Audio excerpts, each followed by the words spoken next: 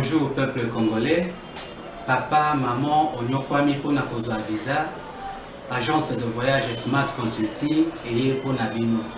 Oza na posa obima na ba pays lokola Canada, États-Unis, ba pays nyonso ba État Schengen, Turquie na ba pays lolenge na $500 Smart Consulting et saleli bino assistance et visa. Ba bourse peut être disponible pour na bana nyonso baza na posa okokende kotanga libanda pona pays ya Tunisie, Chypre et Biélorussie. Oza na posa ya kozwa biso, toza esika ya kobonga te, okomi na rond-point Willery, na avenue Louvungi, 165, l'immeuble Kazam, na premier niveau.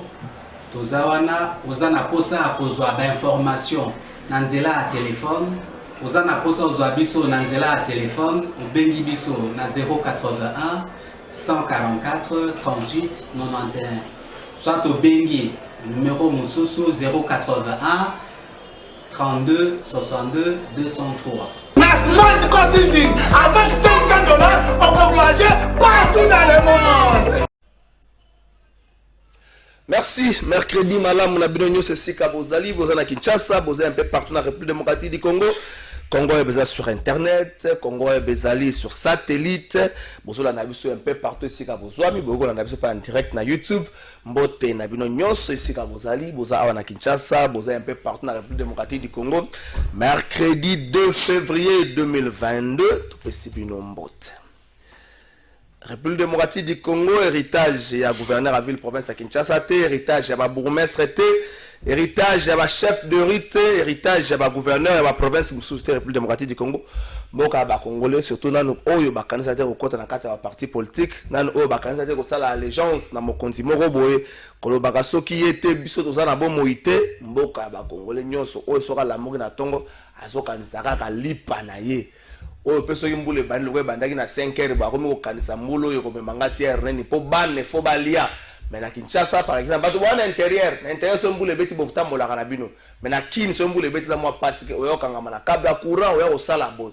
Bato bazali na étage na sala mauvaise campagne te pour la ville ya Kinshasa. Nazo ba makambo za vrai. To solo bango po ebonga. To lo bango te po to linge u mais ata za kin la belle.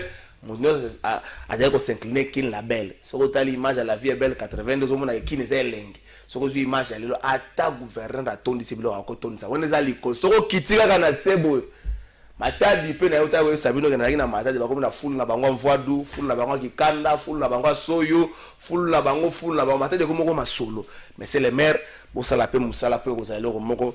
Bala munini to kolobela moko la lelo, to kolobela makambo ya permutation pe nomination ya ba bourgmestre oyo gouverneur à ville à Salakin, na sommation ya ministre intérieur, vice-premier ministre, ministre intérieur, asenga ki na ya rapporter arrêter na yo wana poete azali na makokite azali na qualité te ya konomé ba bourgmestre to komeka mwa mke kolobela yango lisolo ya passeport diplomatique o ba pesi na maître Gims na Dadjou patata mokonzi ko la sali bango ba ambassadeur ya Rumba to komeka pe ko vendre la ngwana likambo ya marché central kino wapi bon gouverneur alobe ko ndire ko sila avant 2023 lo ngana yebi gouverneur ba sila avant 2023 bon avant 2023 et ça le 1er mai 2022 et ça le 7 avril 2023 to éviter mais là on a eu le gouverneur le aussi là avant 2023 naza obligé à kotango parce que les vérités za ko fungama makambo ya détournement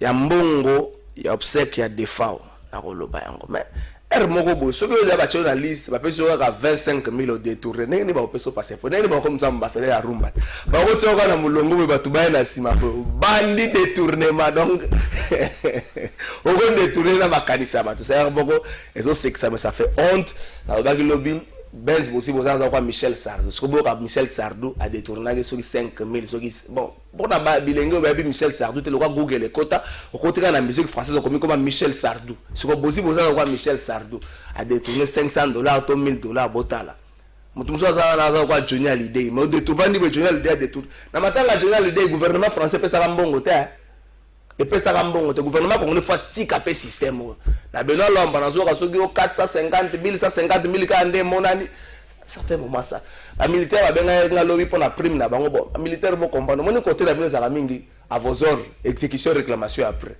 tozala mingi na kota ba civil to na facilité kota na bino za mekibo e comme simba ye kuna kota na ye donc yango ba militaire bo comprendre makambo na bino tlinga mingi pesa ko loba ngote mais au moins boza ba congolais ceux qui makambo ko loba ezali to ko loba yango lelo émission lelo yo benga tinda ba message toza na concours moko to relancer mais to tika to lancer ngona elongo na invité mais simplement to ça l'exercice moko ozolanda biso un peu partout na Kinshasa oza bato ba na biso na intérêt benga biso kaka to tinda biso message na ba numéro mibala nyoso mbeza connecter sur WhatsApp kombo ya chef du quartier na yo kombo ya chef de rue na yo yebisa biso peso ki basala ka musa soko yebi bango tini kombo ya chef du quartier chef de rue na yo yebisa biso ki basala ka musa malam pona boyna ba bourgmestre pour la plupart bourgmestre ba yebana na ba mais chef du quartier chef de rue ngamoko na bandi chef du quartier na biso na yebi ete mena yo ka chef de rue na biso na yebi ete yo ka na tongo mokola samedi abella ka komba libosa ndako na ko na sina mona na mona ma musika mena yebi ete na tuna pe batu yene chef du quartier chef de rue ba singa iyo na yo kai chef du quartier na yebi na ngate na yebi na nga chef du quartier te mende ko benga biso tina biso ba kombo ya ba chef du quartier na bino na chef de rue na bino concours to ko lancer na soka boza après cagnotte pezali mais cagnotte la te pobo ke no kabola ngo ba to basala ke musala mais cagnotte ko dans le sens ya peut-être le kato sala bino ba poubelle to le kato sala comme sur éclairage public et ça pe ndengwana kanisa nini ko ma pona mboka no ka sataka te nini Congo ko ko pesa na le président mutali boso ba ndeko benga ndeko ko benga numéro Vodacom te na Vodacom tindaka message benga numéro Africell Vodacom doit na plateau merci le président Boba Miso na pesi mbote message côté déjà mutu moko atindi comme quartier na bango mbote na yo bonne année malgré que to comme le 2 février mais depuis to bali 2021 to va na plateau mbote na yo ndeko trésor eza toujours esengo ya koya na plateau de vérité parce que awa tolobaka maemanso ezali etali ekolo na biso merci je te félicite parce que en tant que Kinois ozosala vraiment musala moko ya malamu bandeko nyonso ya Asbel et Kinois ba présenter yo ba souhaiter yo ba bonne année na bango bandeko nyonso Asbel et Kinois naza moko ya bino c'est vrai na ba activité ba festivité o eleki makambo so Asbel et Kinois bongisa ki na salaki que so botuni na seja o c'est bino le pourquoi ya liboso na zefalaki na batama on a liboso ça qui te fallait abata mais ami balé na ça qui pété na Kinshasa donc mais oyo ya misato ngamto liboso na na ko organiser misato e bongo na bengi na lo aka esika Asbel et Kinois CGP bandeko nyonso mon ami Barek Bwema bon anniversaire na yo anniversaire non lelo tanga message na groupe esika to alaka na combien anniversaire mais na combien pesika retrouver boya te soki ba bengi bino te Barek Bwema invitation spéciale ya ndeko na yo président Kamwene. Non, nazo kamwa kaka makambo ekoleka na Kisasa. Chef de quartier na bino la rana. Ayebanite. Chef de rue. Mona été. Na beta lisolo na ebisaka yo makambo ba chef de quartier na ba chef de. Oyo bon na tinga na quartier na yo na tongo papa samedi il faut le dire là samedi je me retrouve à la maison peut-être 9h 12h même. Là on tata mo kabela ka komba liboso ndako na yo bo komba azo sabato va ça rappeler au moins ba marché des fortines bo ça langote bo komba. Ah ça c'est une bonne chose au moins il y a photo plébiscité mais to luka kombo na e batandingo na ba maigre moyen ba rusa de loko ndingo na batandingo na il faut ko féliciter mais la mégaphone mokalo aganga. Ah ça c'est une bonne chose vraiment il faut au la kisanga mais et pas la ngai na yebi chef de quartier te na yebi chef de quartier te na yebi chef de rue te. Bonjour Kalafa et quartier Bumbanga Lima ça fait 6 ans je suis dans le quartier Nayebi Ata Mokote donc ni chef de quartier ni chef de rue mon amboka Philippe depuis Ngalima donc il chef de quartier chef de rue mais to betara lisolo ngo ngana yo na bisaka yo ke ba chef de quartier na ba chef de rue baza inexistant yo yebi ba benga biso ba lobi non bazalaka mais bazana ba moyen te mais yango to lobaka awa soko za na moyen te ba pese responsabilité au moni que kokokate au démissionner tout dans la culture à résultat muto moni so le ba nommé DG et sika moko ba nommé chef de rue chef de quartier beaucoup maître gouverneur so moni kokokate au tike di bateau ba na boanya o ba na mayele o ba na nini ya kosala mais chef de quartier boanya au posani non il a un rôle c'est une nomination non son rôle c'est de quoi c'est de faire procès verbal continue lango bourgmestre pour la bourgmestre aïe c'est lui qui donne l'information parce que moi besoin d'information à source ce qui est pas na bino chef de rue na bino amoni que canalisation na bino eza bien te a komeli chef de quartier na ye chef de quartier na ye a komeli bourgmestre pour dire que biso na quartier Joli Park na rue Malumba tala toujours un problème boye et le bourgmestre à son tour sera amoni que ye na côté na kokokate a komeli gouverneur de la ville pour na sa gouverneur de la ville moi j'ai un problème na tel quartier na quartier Joli Park na avenue Malumba et le problème de canalisation est allé. C'est là tout le temps. Na bi bakino ba kokota comprendre que vous allez mokambias belle kino ata ezaka na batmo ba dans les formels mais dans les formels ne bato bazé belé na kati makanisa. Bonjour, notre chef du quartier papa Robert Massamba vraiment il travaille bien. Chef est venu, c'est papa marocain Mampouya, c'est Dieu Lemba depuis maman Mobutu. Ah, ndeko Dieu Lemba depuis maman Mobutu, chef du quartier papa Robert Massamba et puis chef de rue papa marocain Mampouya. Ah, ndeko Dieu Longonia, donc chef du quartier nous ça comme salam alam. Longonia na yo bandeko bazo tinda ba message belé. Bandeko bazo tinda ba message belé. Est-ce que changement à Kinshasa est à Brital le père ou na ba chef de quartier? Oui, changement à Kinshasa. Au moins na lobarelo komoko. Au moins chaque jour sur l'amour qui na tongo. Tomituna. Est-ce que qui ça na biso tozo mérité yango?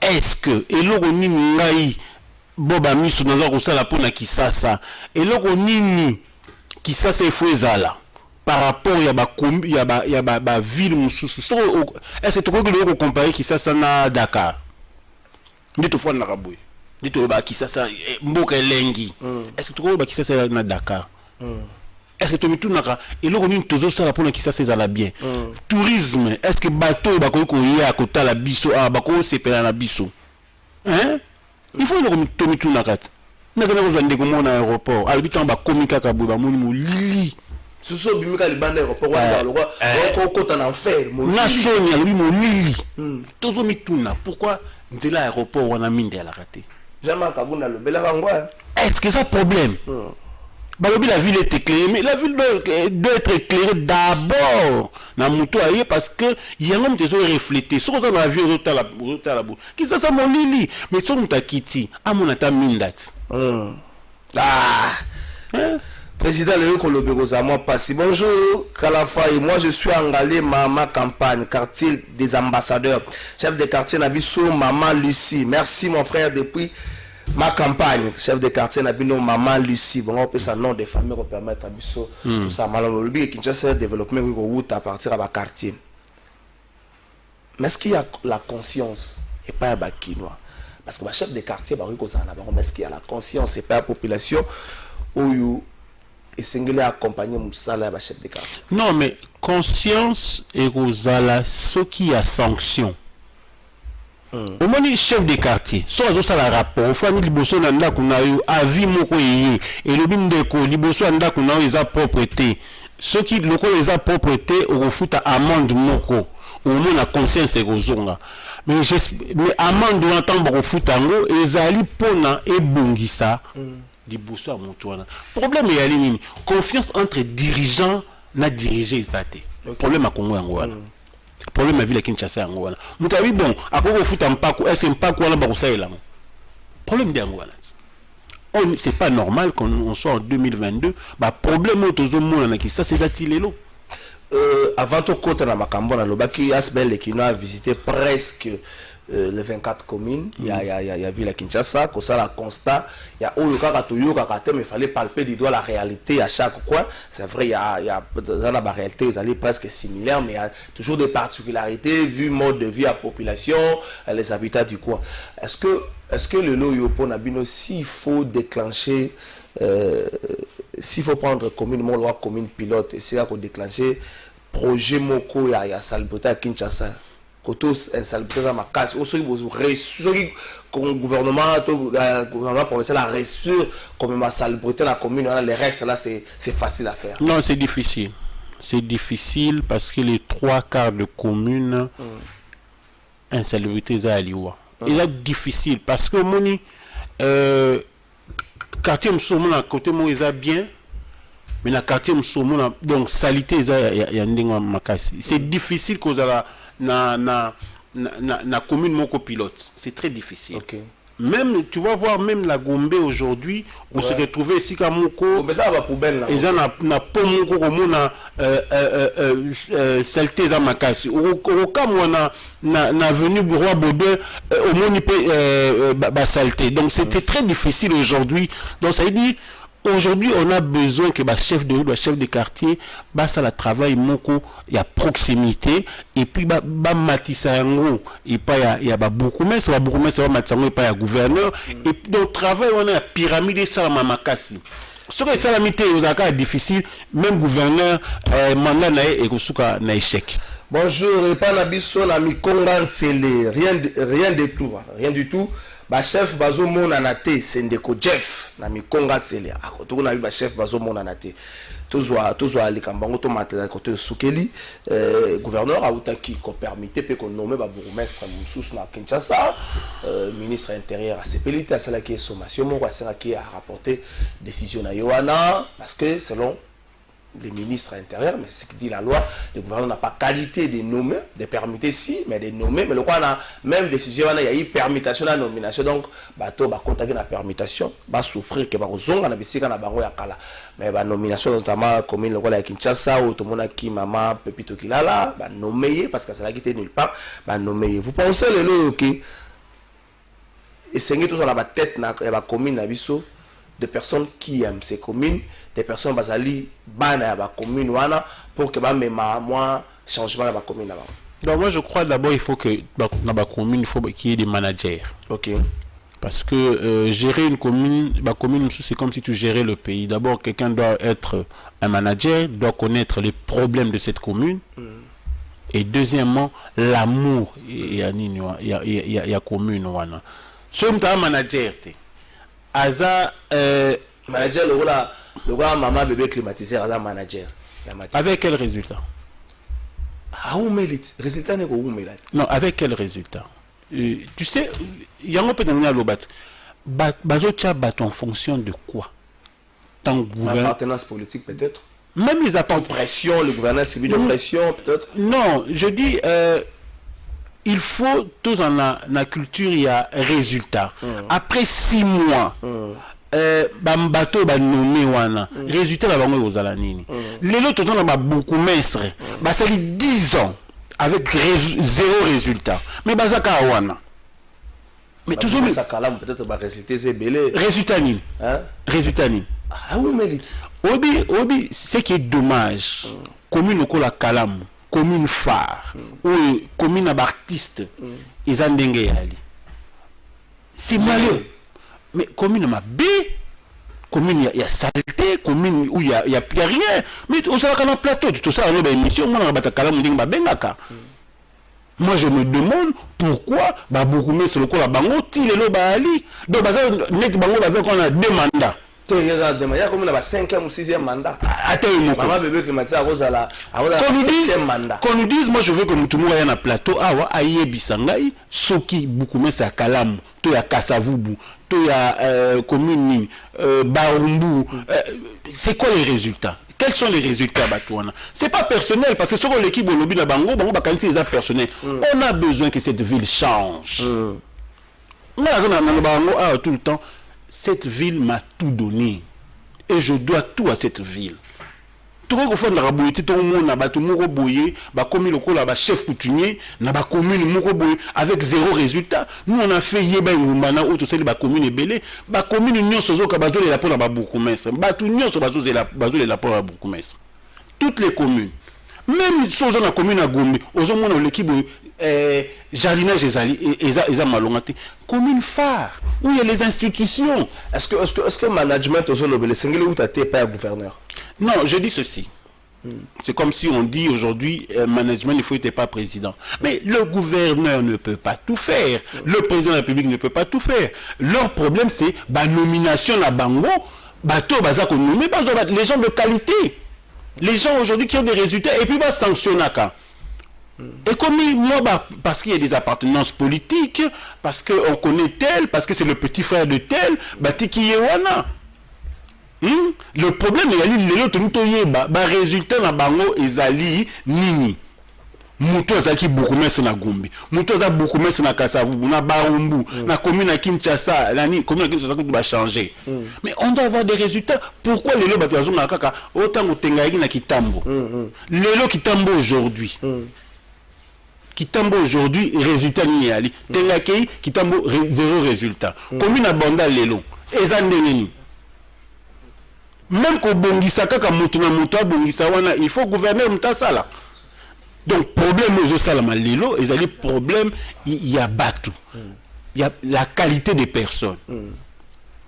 Moi, je te dis, je te mets à défi. La sommation, il y a ministre intérieur et pas le gouvernement. Vous pensez que ça va résoudre quelque chose? Oui, moi je crois que non, le gouverneur ne peut pas nommer sans consulter. Mais il n'a pas le ministre de compétence à renommer à bourgmestre, c'est la chef de l'État. Mais c'est ce que je dis, ça veut dire il aurait dû écrire la procédure, écrire au ministre de l'Intérieur et mettre en copie le président de la République pour dire moi je constate que par rapport à ça, Nalingi, Bopé Sangai, parce que normalement, les bourgmestres aujourd'hui doivent être élus. Malheureusement, avec les finances qui ne suivent pas, c'est le chef de l'État qui doit nommer les bourgmestres. Mais le gouverneur, parce qu'il y a eu cette pratique déjà et Salama, comme ça normal. Mais moi je crois que le gouverneur aurait dû écrire au ministre de l'Intérieur et mettre en copie le président de la République pour dire monsieur le président de la République, voilà mes propositions dues à ça, parce que nous avons besoin d'une efficacité dans les communes. Parce qu'aujourd'hui, il n'est pas normal que ville phare locaux là, Kinshasa, tout connaître les problèmes où il faut tout connaître en 2022, genre un problème, canalisation exactée, urbanisation médiocre. Mais il y a ministère, il y a urbanisation habitat, donc ça veut dire moi anarchie on est au Salama. Président de la République, moment yango a fungo la mission atala makambo wana parce que Kinshasa c'est le miroir il y a République démocratique du Congo. Bonjour plateau de vérité, moi c'est Gelor depuis Kingasane, chef ya quartier Nabiso aye banité. C'est ça simple, tenez Nabiso message, yebisa biso chef à quartier Nabino chef ya rue Nabino. Comme on a un personne qui va saler comme ça malabo merci na bandeko bato tinda ikama moko tu ko sala matadi kibala le temps que régia comme après tu retire la bino image Joanna président Bobabiso dikambu ya marché central lelo bandeko baza ko sala marché central loko les sika na bango ya mombongo esika na bango ya survie bala sous une explication mon côté le gouvernement avait parlé de 18 mois pour na ba travaux. À dater de quand, ça arrive suspense. Mais ce qui ne va pas compter de 18 mois, bon, on a toujours que de presque attendre un mois, une année, 12 mois. Mais le gouverneur revient pour la ça bateau, marché central au fond avant 2023. Donc avant de faire un mandat à président, c'est ce qu'il a voulu dire. Tu as évité ce que vous allez le 31 mai, et vous allez le 30 juin 2020 et 2022 2023, tu as évité. Est-ce que le gouverneur ne travaille pas contre sa population? Dire que le gouverneur travaille contre sa population, je ne crois pas. C'est un dirigeant. Mais je crois qu'il y a eu une préparation dans le dossier à marché central. Je crois que le gouverneur a sali le Congo à la va-vite. Et puis, il y a un problème au trésor. Oui, bien que va moderniser le marché central. Économie moderne. Ça veut dire qu'il y a au moins 100 000 à 200 000 personnes dans le marché. Avec les problèmes de route que nous avons,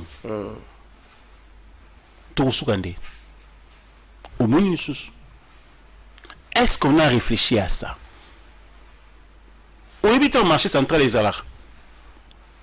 C'est comme 8h30. Au moins de Gombe, comment? Imaginez ce que le marché central est moderne. Oh, Batunyo. On rappelle comment Kende. Yo pour comment Kende. Pour nga neza ya kala nazo Kende. Voilà. Siko biso juste comme siko yo, ori posa au Kende. Ça veut dire tu crois avoisiner 500 000 personnes qui n'ont pas marché wana. Donc ça ça ndenge za wana 500 000 za makasi. Est-ce qu'on a pensé à ça? Donc Zando Kakate, il faut aussi penser à l'infrastructure routière. Pourquoi il fallait pas créer plusieurs marchés centraux dans 4 districts? Créer le mois Lukunga Mine. Oui, mais moderniser en gros, ça tu vas passer en sous vie, tu funa pe moko, tu Lukunga pe moko, tu Mwamba pe moko. Pour que concentration est à la carte la ligne wanate. Le marché central a été pour Ani Basala à l'époque. On doit se poser cette question. Est-ce que la ville, le gouverneur de la ville, l'équipe ont réfléchi à ça? Casser, c'est bien beau. Moderniser, c'est bien beau. Mais après, est-ce qu'on pense que Ndengeni va voie de sortie et qu'on a prendre un bateau, afflux à bateau et quoi? Gouverner, c'est prévoir. Dit-on. C'est à ça aussi qu'il faut réfléchir. Et moi, je crois aussi que le gouverneur est allé à la va-vite dans le dossier à marché central. Et que ceux qui, dossier Wana, titre 2023, et Salami Malamouté, je crois qu'il aura des sérieux problèmes avec le président de la République parce que il y aura grandement, il y a Batou, il y a bis Batounios aux populations, tout ça, la cité, surtout Batou Barumbu, la commune de Kinshasa, ça très affecté dans ma commune à Lingwala. Batouana surtout bango ba ina concentration makati na ba mama ebele ba benga ngai parce que kopo na bango ekufa. Est-ce qu'on a réfléchi à ça avant de prendre des décisions? Le timing, est-ce qu'on était sûr? Est-ce qu'il y a une base de données à Batouana Nyonso ou ba Longwa wana? Parce qu'il y a beaucoup de familles lélo, bah on a sérieux problème sur le dossier à marché central. Est-ce qu'il y a une base de données? Bah maman n'a pas qui répertorié. Bah papa n'a pas qui répertorié. Base de données, quand on a base de données. Mais c'est ça la gestion d'une ville. Il faut qu'il y ait une base de données. Mutuboy base de données. Maman, Maputa. Il y avait combien de mamans à Maputa? 500 mamans à Maputa, Bazala Kiwana. Bah combo na bang, adresse na bang. Au moment opportun, on sait comment vous placer. Tout ça, c'est ça. C'est pas un hasard que gérer ville. Et c'est un hasard, t'es. Câble moko ya haute tension uti kokwea na Matadi Kibala lelo yanzreska batu batekaka ebomi batu ngana kopesa bilante mais botala image yango za image ya pasi câble kwei avant to kota na deuxième phase émission kozala koto na deuxième phase émission za moto ya makasi te kotala te la vérité ko bima toke na résultat la câble ya haute tension kwei na niveau Matadi Kibala na Mars.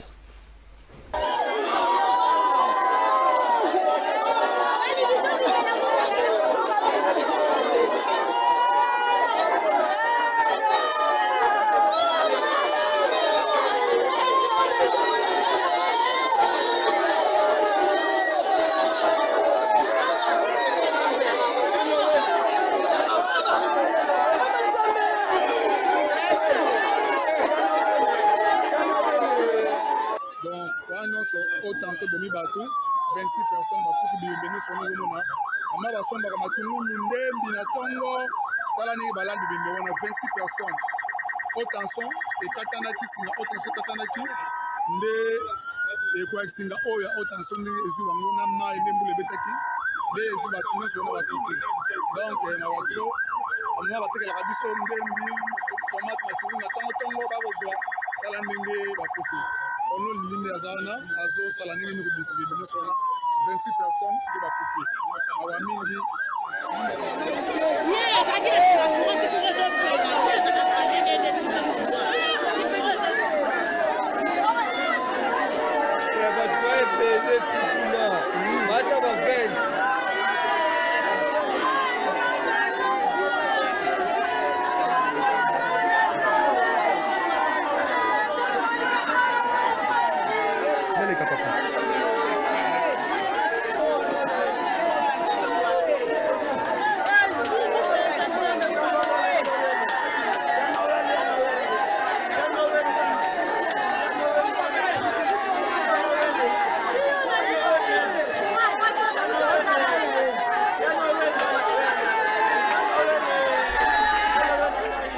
Merci wana moi to continuer relaxer bino ba image wana teza bande ko bakufi na câble moga haute tension et katani na côté ya Wenza Matadi Kibala bande ko bakufi eza loko ya mawa to kaboli mawa na mabota ya bande ko wana nous espérons que tu un peu moins discipline ya kobongisa surtout na ngambo pe ya SNEL ba câble na bino ndengeza na Kinshasa wa boye omona ba kote muso tout le câble tout une toile d'araignée ba araignée mikono bazalaka awa ya minene bango bato ba otsa ba toile na bango awa tozaka ba câble ya SNEL koto na pino lo bongisa e kozalika mo malamu. Bonjour Kalafa biso toza na mushi awa toza na parquet te toza pe na tribunal te mushi na ngambo bandundu papa biso toza na ancien combattant na cité na quartier B bakulu na moyen te tozali kolala te bate kaka pe bombe ti lelo bate kaka pe bombe ti lelo na quartier na ancien combattant na quartier B bali bakulu na moyen te bate kaka pe bombe ti lelo. Bon Kinshasa pe makambo yango ya abenga ngoni ba câble SNEL. Non mais oh nous sommes ba câble SNEL wana mais beaucoup mais il faut comme la SNEL. Alors bango câble na bino ils ont créé problème.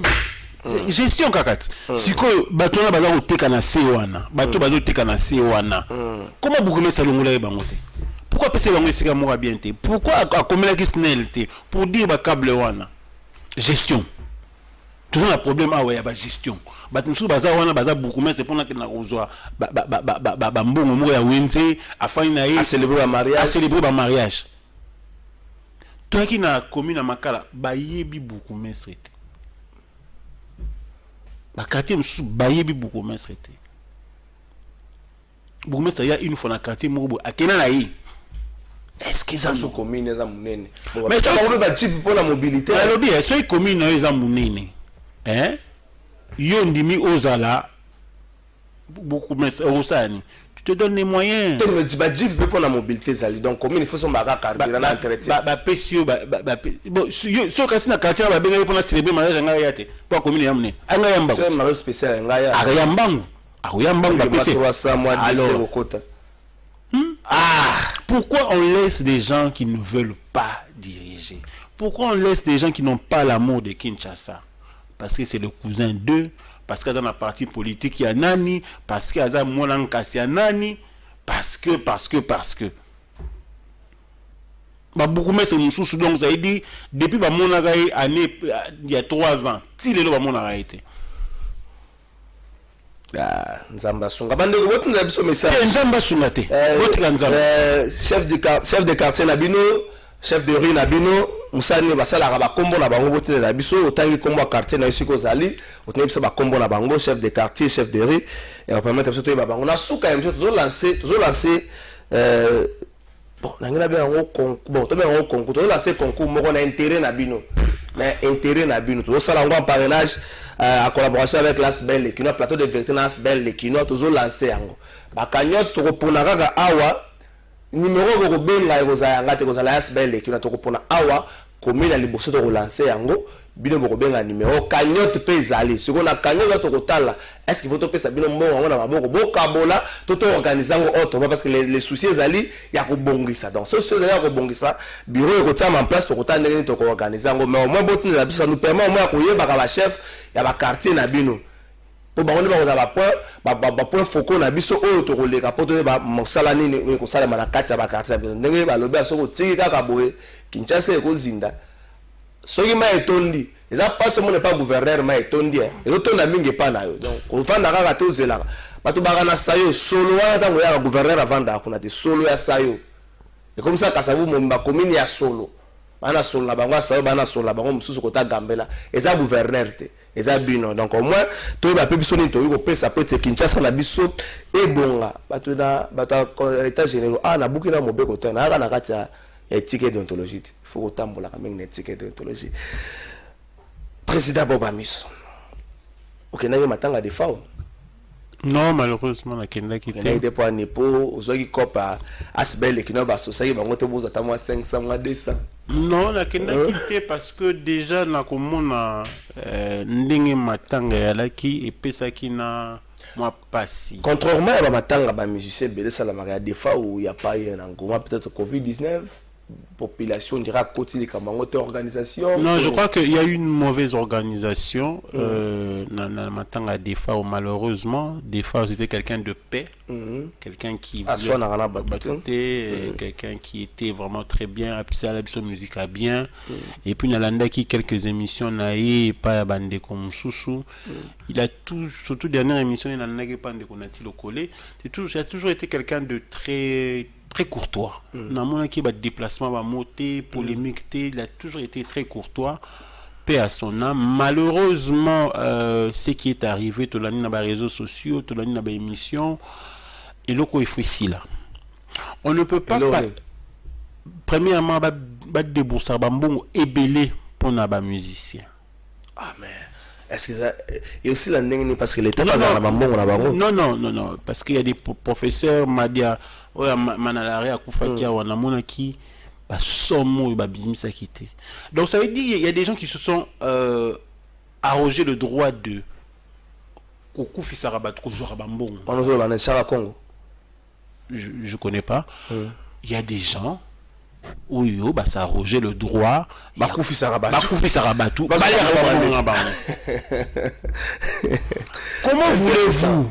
Comment voulez-vous déjà, il y a un problème. Problème, il y a méthodologie, il y a Mbongo. Comment Mbongo, il y a l'État. Ils ont les calama beaucoup à Batou sans soubassement. Est-ce que c'est normal? Pourquoi ne pas affecter Mbongo wana? Balobi na bino par exemple qu'il faut basomba liboulou. Il faut basomba mabele. Il faut basomba cercueil. Pourquoi l'État via batunaïté administration naïe asalango? Pourquoi donner de l'argent à des individus pour na basala genre à bilo qu'on a? Et c'est pas la première fois que camaramba détournement. Biso bakino to fani bambongo na biso bampaku ezobima na l'État batu moko boye bakufisaka batu pona baliaka bambongo na bango. Est-ce que c'est normal? Problème de l'organisation. Le ministère de la Culture ne peut pas donner à des individus de l'argent en main propre. Mais le gouvernorat provincial a payé Mbongo. Il ne peut pas faire ça.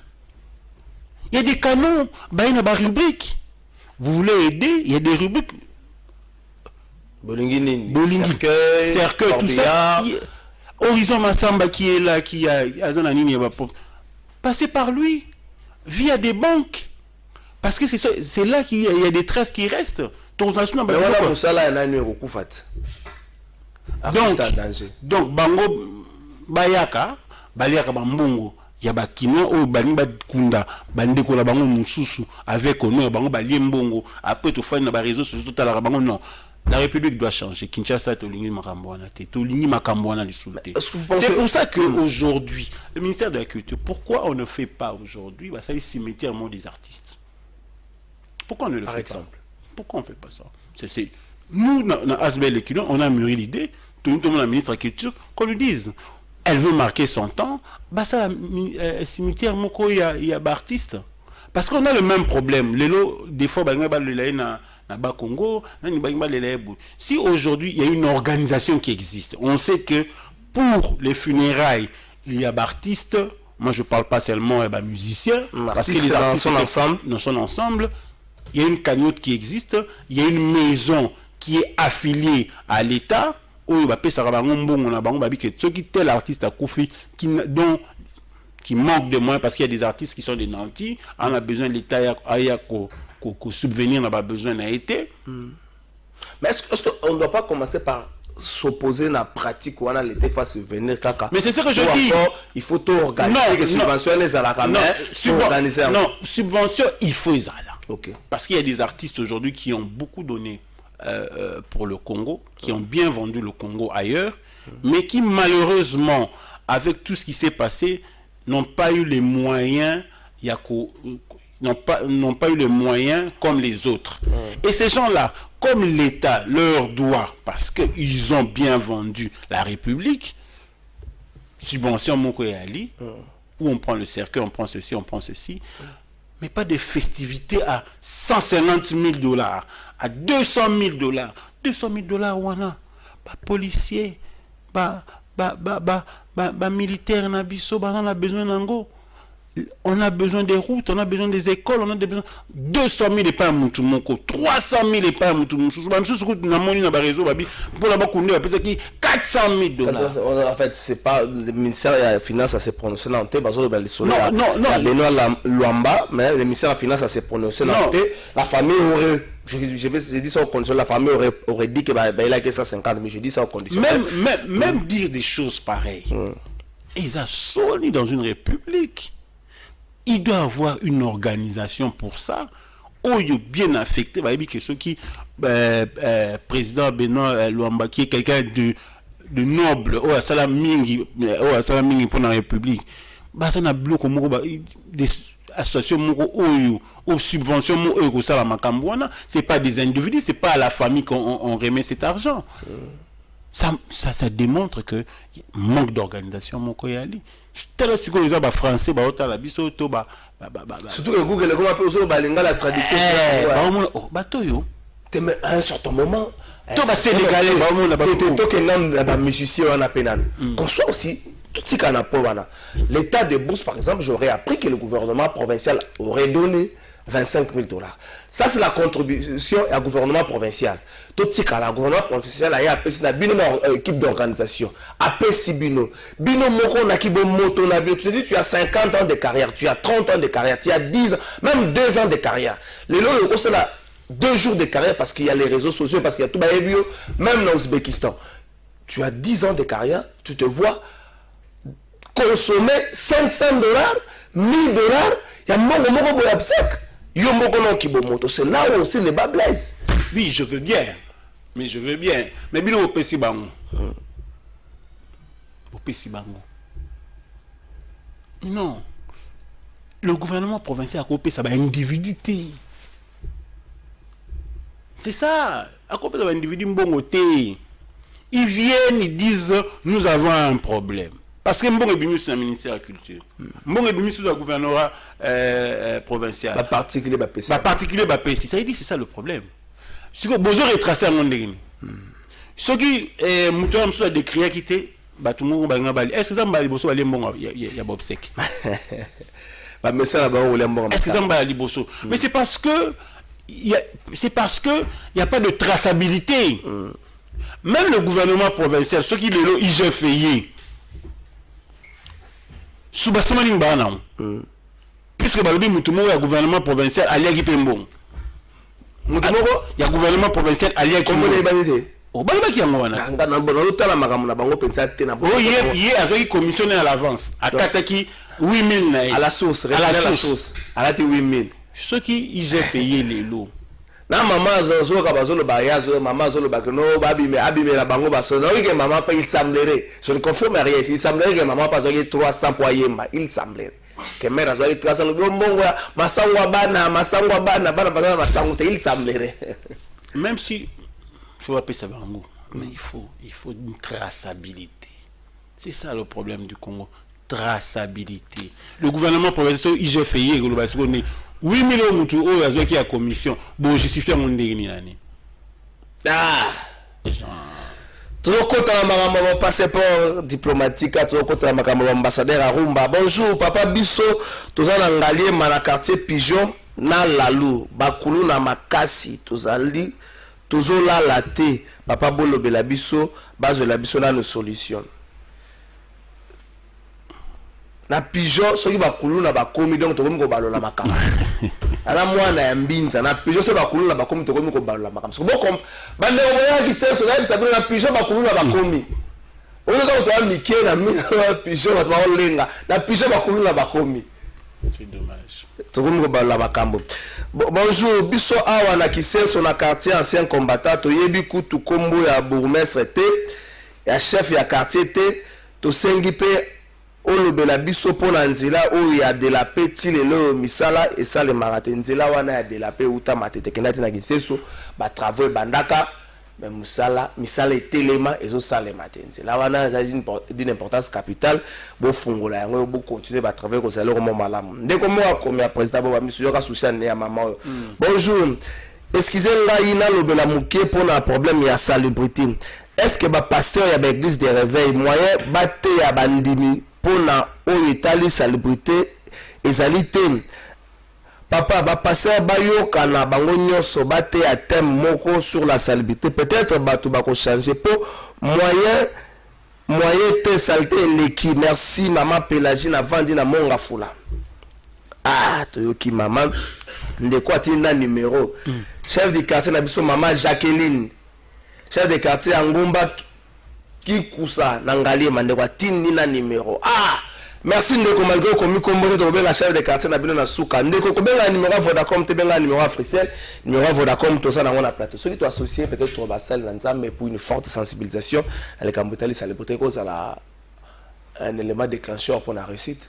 Normalement baza ba leader d'opinion mais il faut bien se déclencher c'est ça le rôle d'un leader d'opinion il y a ça là mais le problème est que basa ya banza mais bango moko baza propre parce que le problème il y a peut-être baza concentré na sac nous à $18 problème à Congo ndeko trésor ils ont problème à leader d'opinion est-ce que nous jouons notre rôle en tant que leader d'opinion tant que yobi marana tongo bato batala kayo bana msusu batala ko ndenge ozo sala boui bato msusu bana bene na ifasik ba otala yo oza modèle na bango retrouvaille pays ifasik za kalaming le 5 mars donc ifasik penza ifasik oza modèle ya bato msusu mais yo c'est modèle zo mi buka mi beko batebele ba kwit problème ngo wana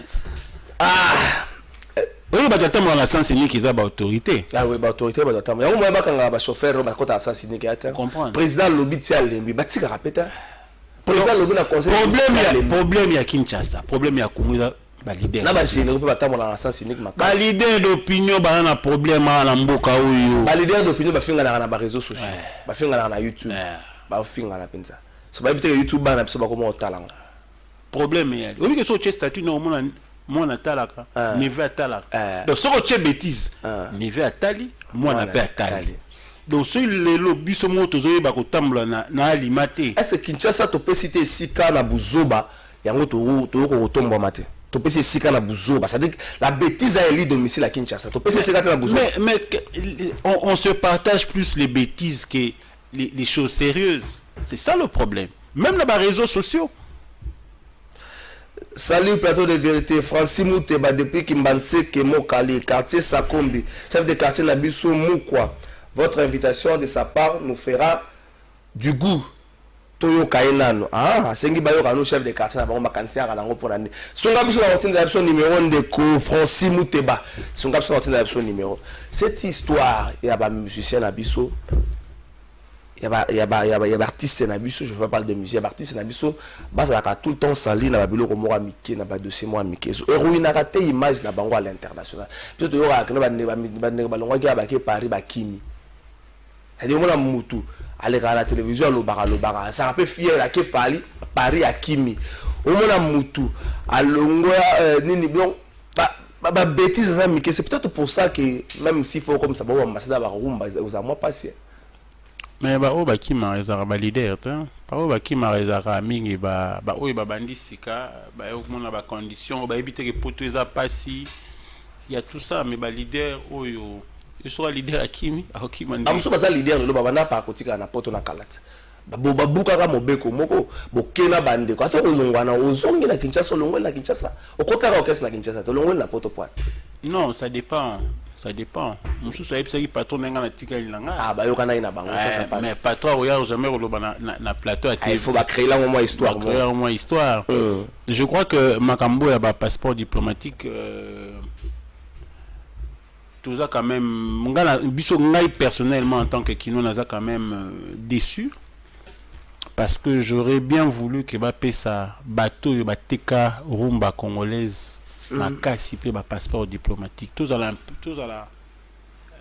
je crois que le temps ba doit vous n'êtes pas d'accord avec Gim Sedadjou pour na ba teka rumba te Non, c'est pas que je ne suis pas d'accord. Ça veut dire ce que fait Gims, ce que fait Dadju, ils a merveilleux, ils a banabiso bakenda ailleurs. Ata ba changer ba nationalité, ba benga ba kaka ba congolais. Congolais. Beaucoup de Congolais pensent que pour la toute sortie médiatique à Gims, c'est choquant. Moi j'étais choqué aussi. J'ai été choqué. Non,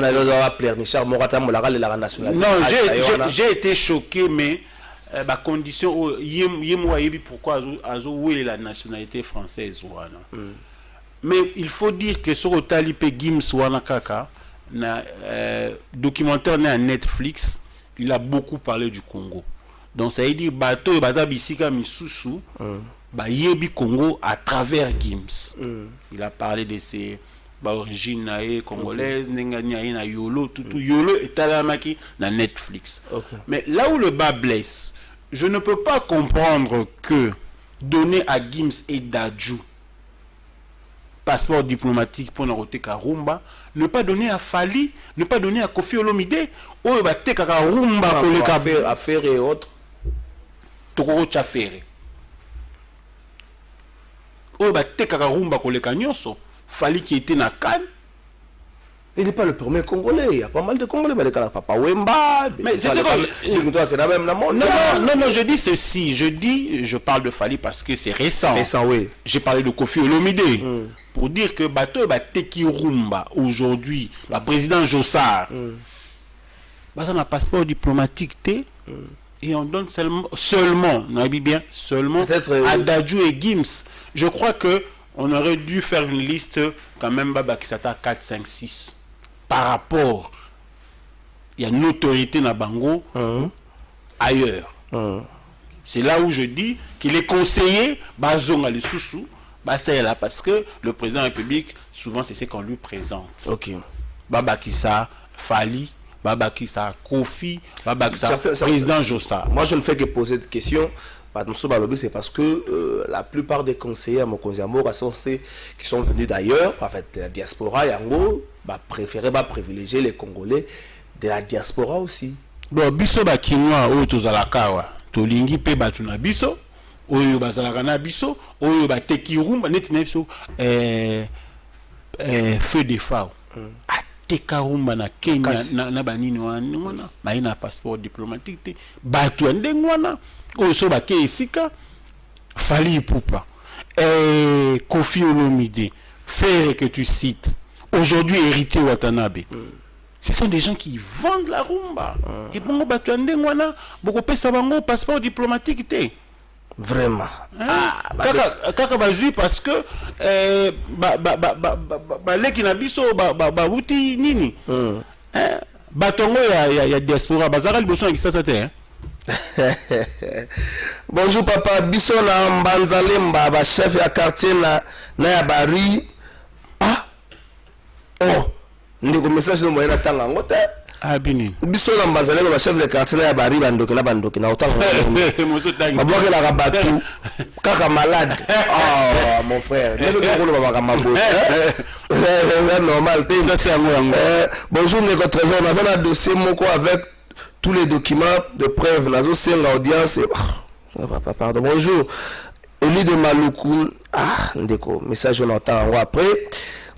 Bonjour Ndeko Kalafa, tout le biso na ministre de la fonction publique Jean-Pierre Liao, banda tozwa matricule 3 ans après, toza kaka ba NU, toza ba MPI c'est qu'il a voulu dire bonjour.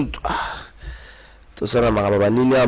Bonjour Ndeko Kalafa, chef de quartier Ngasele dans la commune de Mongafula, il s'appelle Panzo.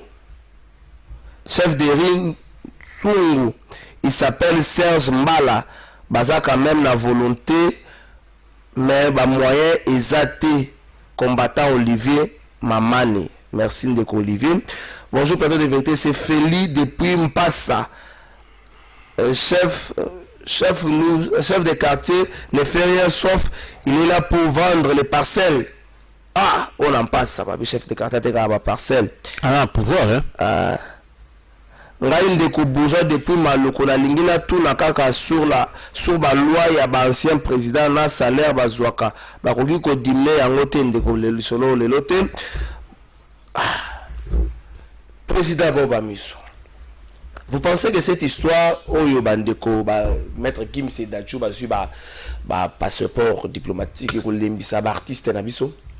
Non, je crois que il y a encore un passeport, il y a encore un Mukanda, et nos artistes, nos artistes Musala bien, et ils sont rémunérés, donc il y a pas à Rolemba. Ils ont que ça frise un peu pour dire que bande comme sous bazarana biso te bango bazarana biso ba misusu bazui passeport ango, mais ça egolongola talenté egolongola cacheté. Merci. Ok, na registre total le mambo ya matete ba l'exception ka matete ndenge za bongo to zonga to bisabino likamne to bongisi ndeka gomi bonjour ndeko makamni soloba mutu aya ko kima na Congo bongo ya kozonga la pota ko zwango wapi. Chaque opportunité faut qu'on profiter, même mieux pour profiter de l'opportunité. Ndeko to teka ba valeur. C'est-à-dire comme ça comme poto le ouais sika ko kima to teka ba valeur, so to teka ba valeur et ko za malamu. Un jour biso na mitendi chef ya rue misusu bavanda kana na bari wana te puis ata bazo bebisa milona ya bato, donc bazo bebisa biloko bato balona ka ba chef de rue misusu bavanda na bari wana mais nani boko ja chef de rue avanda na rue wana te. Le module chef de rue X avanda na rue Y. Alva image pour ça tu image wana matete bongo to zonga. Plateau de vérité à makasi to kolobadini ezali ke matete ezali ya kokufa. Soki o tozo koloba eza lokuta bakonzi bakitisa ba kamera na bango batala ndenge matete ezali ya kobeba.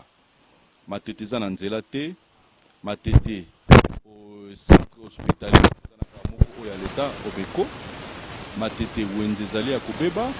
Soki tokomi na quartier Kunda nzela za mabe po kende na nzela ya kobima na vitamine kuna place ya kovanda malamu ezate. Et puis eloko mususu ya mabe ezali nini na quartier na commune na biso na matete tozana ennemi munene ezali zelo na mai oyo ekuta na commune na Kisenso.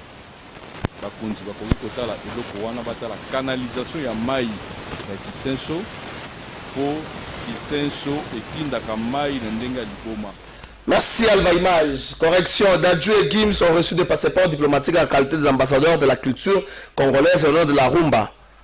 Entre nous soit dit, ils sont pour le moment les meilleurs de la musique congolaise de tous les temps. Il ne faut pas dire ça, cher ami. Ils ne sont pas meilleurs de la musique congolaise. Voilà, vous avez débat sous débat culture, ils ont 1 plus 1 égale à D. Ils sont meilleurs de la musique au Baron. Ça n'a pas de la diplomatique. Il ne faut pas dire. Attends, bien culturel. Il ne faut pas le baquer de tout le temps. Il faut faire très attention. Il faut ce soir, pitié. Sur le texte. C'est un mélomane et c'est un point de vue. Oui, le port c'est à corriger. Message à baptiser belé. Bonjour de Kobiso Tovandi na Bandal. Tozola la te makelele. Ya baba moyete tokei koyebisa chef ya la police. Bazo yebisa biso bakolobela bango sima. Est-ce que moyen ya kolongola ba chef ya la police na Bandal ezate? Bandal makelele na ebisaka bandeko bana bandal ezana makelele neti avenu sika ndeko nanga Rodrigue avanda ka Lubumbashi mutakola na 16h makelele bandeko ba ebisi chef à la police abi akoyebisa bango sima bon wanza bango c'est le quartier Mikonga et Fobank chef de quartier monsieur Bongo chef de rue monsieur Mobato, merci na bande ko ndeko tso numéro ndeko Francis, merci na mon numéro chef de quartier na bino. Merci mingi ya message zo côté belé. Bonjour ndeko journaliste ma de numéro mingi voix pour une émission to na rond-point ngaba précisément la commune ya Makala. Ba robinet etikala échantillon mai ebimaka te vraiment zo souffrir pour na kozwa mai. Tangela biso message au s'il te plaît na rond-point ngaba na ngambo ya Makala ba robinet etikala échantillon Maye Bimaral sous-souté ma message est belé. Bonjour de votre raison. Nga monsieur Chris. Choya badadju est normal pour na intellectualisme na bango, bazan non conflictuel et climat où eza la diaspora ba jour mais faut que après nous na bango na diaspora il y a eu un peu moi makele le muke merci na ndekondra merci na message na yo bonjour papa félicitations na invité na yo aza vraiment mayele batu ya boende esenge oyambaka félicitations papa pour l'invité que bon pousser à comme candidat député pamba ndeko ndeko bomba miso sur cette émission dans une véritable collaboration avec Asbel les Kinois toujours lancé le Romoro concours moko ya ba quartier toujours banango par commune. C'est vrai, on a joué première à quoi annoncer, il fallait peut-être CGS, Bel et Kino et Longola, à plateau de vérité. Mais on a lancé concours à la commune, il y a un quartier. Tu vois par exemple la Gombe, le nombre de quartiers, c'est la 8 quartiers les plus propres. Et puis ceux qui sont sous les quartiers les plus propres, les quartiers les plus propres de la ville à Kinshasa. Tout ce qui est le premier, le président Spell, qui n'a pas de commune à Libosoto Banda. Nous avons été au Tambola. Tout le monde a commune à Barumbu. Commune ya Barumbu, ça va totalement à combien de quartiers? 9 quartiers. 9 quartiers. Commune ya Barumbu, tout le quartier parce qu'on a 9 quartiers wana. Quartier ni les a propres. Koleka ba quartier. Koleka ba quartier nous cagnotte ali pour na quartier ali 500 000 francs. Mais si ko mbongo ngo za kopesa mutu na maboko boité. Na équipe ne ba kosola batala nini ba ko sala quartier le plus propre ya Barumbu. Le but européen, je crois que la semaine prochaine, tu vas présenter européen, le jour où tu vas clôturer les camarades pour les quartiers les plus propres. Et puis, tu vas les cas pour tel élément de certificat les quartiers les plus propres dans les abattoirs urbanisme. Maintenant, tu as service hygiène. Numéro nini, tu vas benga, tu as quartier, à commune à Barumu pour s'identifier. Benga na numéro ya CG. Numéro ya CG Asbel les Kinois. Alva Imaz, on appelle ça numéro CG Asbel les Kinois. C'est Jasper qui a 081 46 74 904. La bandeli 081 46 74 904. À la liste CG à Asbel et Kinois, yende à la centre ya makambo so tolobi. Équipe moko ko tsama en place oyo ko luka eta la ba quartier les 9 quartiers à nini. Tant que tu as mis na commune à Barumbu, tu as na plateau d'image, tu as na commune à Barumbu, quartier le plus propre, c'est quartier où tu as de salami, mais tu as banin, tu as la porte boy, mon za batuba kabala sous porte boy, mon na maboko boy, président Zoboy mon na maboko. Président, un dernier mot, 30 secondes tout ce ça. Non, merci Nayo, tout ça la moi émission, oyo, tout c'est la conscientisation à Bakinois, tu en as besoin, vu les gens ont problème et belé. Excusez-moi, ville a un problème est belé, donc Batouba va participer mingi na concours yo et que permettre biso to yeba total ndenge nini lobby Kinshasa Kokozonga Kinshasa la belle. Merci président Boba Miso Bandeko numéro na repère sabino même matin na souka numéro ya nini bobenga botuna.